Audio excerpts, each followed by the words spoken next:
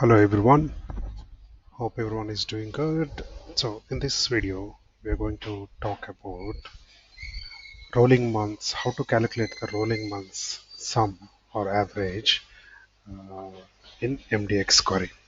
Okay, so we can do that calculation by using the three different methods. So here you can see the query MDX query is already prepared in here using the AdventureWorks sample data. So the method one, I use the parallel period function, okay, where I'm taking the rolling 12 months information, okay, and then method 2 where I use the lag function using the range. I'm picking up the rolling 12 months information. Similarly, third method, I use the last periods function where I'm summing up the last 12 months resellers sales amount.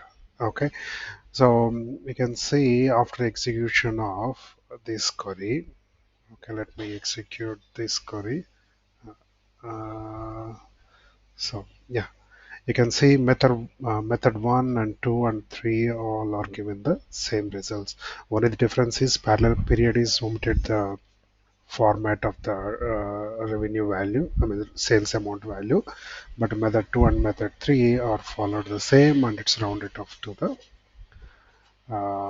decimal position. So this is how we can achieve the rolling months information. In my scenario, I use the 12 months, but yeah, based on your business requirement, you can go with rolling 6 months or rolling 3 months or rolling n number of months. You can go through using this MDX query. I will post this MDX query in the comment section. So maybe you can tune this select statement based on your cube attributes and measures.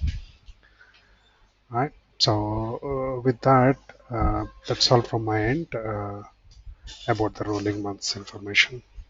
Thank you.